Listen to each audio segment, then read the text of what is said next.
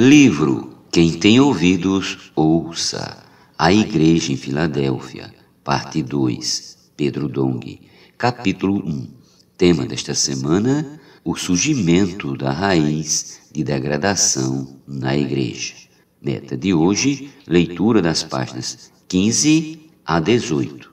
Como o sistema clerical entrou na Igreja. O clericalismo é totalmente contrário ao sacerdócio planejado por Deus. Nesse sentido, Watchman ensina: no judaísmo, os homens que adoram e o Deus que é adorado estão separados e muito distanciados um do outro. A distância é o judaísmo. Quando o homem vê o Deus do judaísmo, ele imediatamente morre. Como os do judaísmo conseguem aproximar-se de Deus?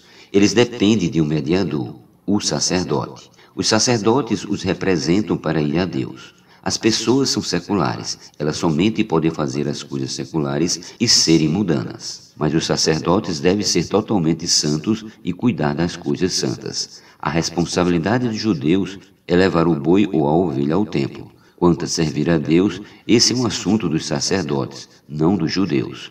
Mas na igreja não é assim. Na igreja, Deus não apenas quer que tragamos coisas materiais a Ele, mas também deseja que o povo venha a Ele. Hoje a classe mediadora foi abolida. Quais foram as palavras de blasfêmias faladas pelos judeus? Um grupo de pessoas na igreja em Esmirna estava dizendo: se aos irmãos é permitido fazer tudo, se os irmãos podem batizar as pessoas, se os irmãos podem partir o pão, não há qualquer ordem. Isso é terrível. Eles queriam estabelecer uma classe mediadora. Ortodoxia da Igreja, páginas 31 e 32.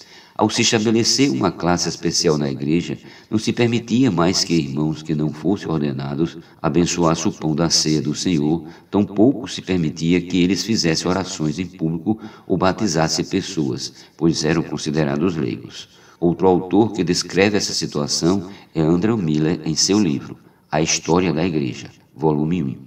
A distinção entre clérigos e leigos foi sugerida pelo judaísmo e a inventividade humana logo engrandeceu, mas foi a ordenação episcopal que estabeleceu a distinção e aumentou a separação.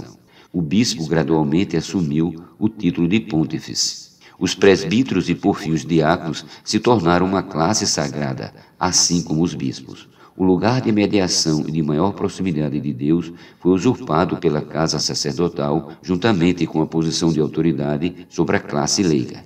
Em vez de Deus falar diretamente ao coração e à consciência por sua própria palavra, e de ambos serem trazidos diretamente à presença de Deus, agora havia os sacerdotes entre eles. Consequentemente, a palavra de Deus perdeu o significado e a fé passou a ser baseada nas opiniões humanas. O maravilhoso Senhor Jesus, como grande sumo sacerdote de seu povo e único mediador entre Deus e os homens, foi praticamente substituído e desprezado.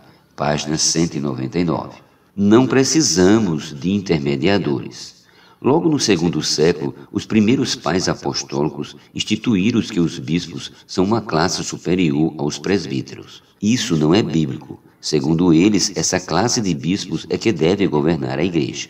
Ele se reuniu para ditar a direção da igreja, cujo governo passou a ser constituído por homens e por opiniões humanas, não mais havendo liberdade para o Espírito governar. Outro item que trouxe degradação foi o fato de o bispo ser chamado de pontífice, que significa construtor de pontes, e nesse caso indica aquele que era responsável por estabelecer uma ponte entre as pessoas comuns e Deus, ou seja, era os intermediadores. Isso implica que as pessoas não tinham mais direito de achegar-se diretamente a Deus, mas precisariam do pontífice, de um intermediador, para levar seus assuntos e petições a Deus e trazer-lhes o que ele desejava falar-lhes. Este acaba exercendo uma autoridade sacerdotal sobre as pessoas.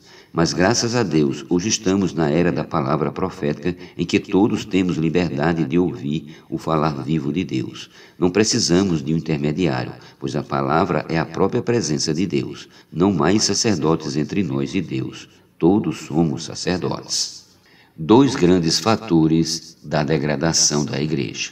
Com essas decisões descritas anteriormente, o inimigo de Deus acertou dois alvos com um só tiro, isto é, anulou a palavra profética e o sacerdócio de todos os santos. Foi exterminado o governo de Deus por meio dos apóstolos e introduzida a hierarquia na Igreja, que suprimiu a função dos membros do corpo de Cristo, estabelecendo o governo do clero, autoridades constituídas pelo poder humano sobre os leigos. Definitivamente, essas foram as principais causas da degradação da Igreja.